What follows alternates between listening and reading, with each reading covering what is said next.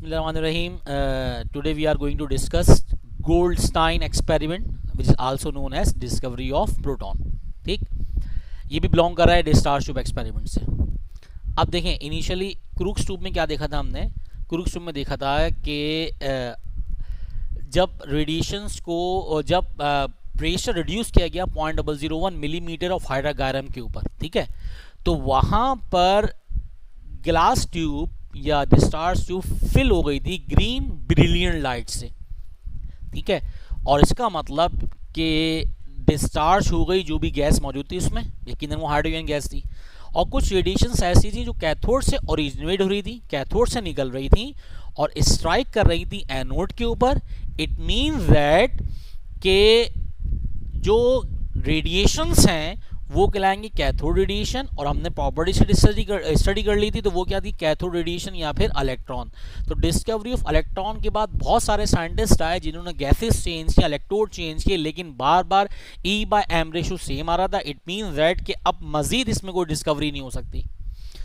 अब एक साइंटिस्ट था गोल्डस्टाइन, इसने पता नहीं इसको क्या सूझी या फिर इसके अपनी अकल में किस तरीके से आई, इसने परफोरेटेड कैथोड इस्तेमाल किया. इसने कैथोड में परफोरेशन कर दी, परफोरेटेड कैथोड इस्तेमाल किया.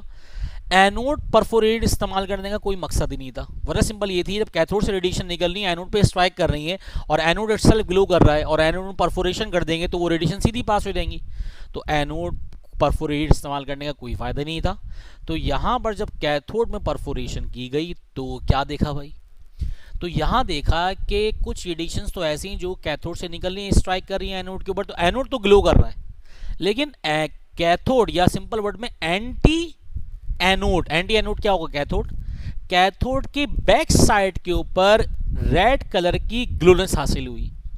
इट मीन्स दैट कुछ रेडिएशंस ऐसी भी हैं जो एंटी कैथोड मूव कर रही हैं, जो कैथोड के खिलाफ मूव कर रही हैं, और वो यकीनन कौन सी होंगी, एनोडिक रेस. तो यहां पर ऑब्जर्वेशन की बात पता चला कि भाई कुछ रेडिएशंस ऐसी हैं जो बिहाइंड कैथोड हमें हासिल हुई हैं. लेकिन क्यों हासिल हुई है भाई, वजह क्या थी, सिंपल. तो यहां पर देखा गया जब 10 to 15 kV high source of voltage provide किया गया, तो देखें एक तो रेडिएशंस हैं जो कैथोड से निकल रही है एनोड पे आ रही हैं. तो एनोड से जो निकल रही है वो यकीनन क्या होंगी, पॉजिटिव रेडिएशंस, यानी इसकी प्रॉपर्टीज भी हैं वो तकरीबन सिमिलर हैं, जस्ट क्या डायरेक्शन डिफरेंट है. वो निकल रही है पॉजिटिव रेडिएशन एनोड से और वो पास हो रही है परफोरेटेड कैथोड से, और कैथोड के बैक साइड पर ग्लास से टकरा के रेड कलर की ग्लोनेस प्रोड्यूस कर रही हैं. और जब इसका E/m रेशो गया वो चेंज आया, ठीक है. तो यहां पर देखा गया कि भाई डिस्कवरी ऑफ प्रोटॉन, इस सिंपल वर्ड में यहां पर एनोडिक रे डिस्कवर हो गई हैं. इस रेडिएशन को हम कहते क्या है, एनोड रेस और कैनाल रेस, ठीक है. तो एनोड रेस और कैनाल रेस कहते हैं इसको.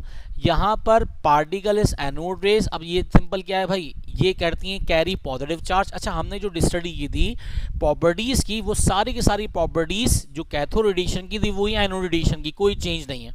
हाँ, इसमें इलेक्ट्रिक फील्ड ये जाहिर करती है कैथोड रेडिएशन क्या है, पॉजिटिव रेस है, क्योंकि इलेक्ट्रिक फील्ड में anodic rays deflected towards negative electrode, positive rays. और दूसरी बात, मैग्नेटिक फील्ड के अंदर जो कैथोड रेडिएशन थी वो डिफ्लेक्ट कर गई थी नॉर्थ पोल की तरफ, तो एनोडिक रेस कहाँ मूव करेंगे, साउथ पोल की तरफ. ये मल्टीपल चॉइस याद होने चाहिए. तो पार्टिकल एनोडिक्स क्या होती हैं, पॉजिटिव चार्ज पार्टिकल्स होते हैं, और उसको नाम क्या गया, प्रोटॉन, ठीक है. तो अच्छा, एक प्रोटॉन का मतलब सिंपल क्या है पता होना चाहिए. प्रोटॉन समझे कि भाई एक संस्कृत का वर्ड है जिसके मायने क्या होते हैं, जिसके मायने होते हैं फर्स्ट फंडामेंटल पार्टिकल. यानी कि सिंपल वर्ड में अगर हम देखें, इलेक्ट्रॉन या न्यूट्रॉन ना हो तो इलेक्ट्रॉन न्यूट्रॉन के ऊपर एटम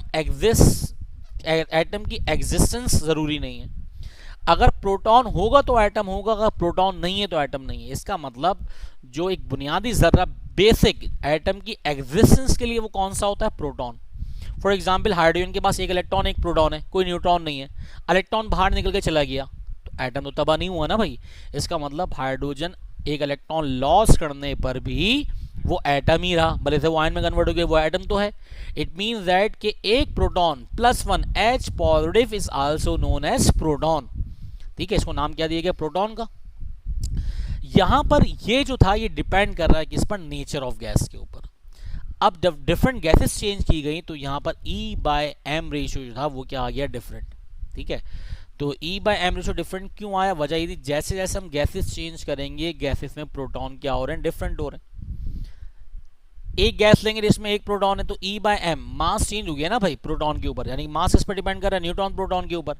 तो चार्ज तो सेम रहा, तो E/M रेशियो अगर देखिए हम बात करें E/M रेशियो ऑफ इलेक्ट्रॉन और E/M रेशियो ऑफ प्रोटॉन, दोनों के E सेम है, मास किसका ज्यादा है, प्रोटॉन का।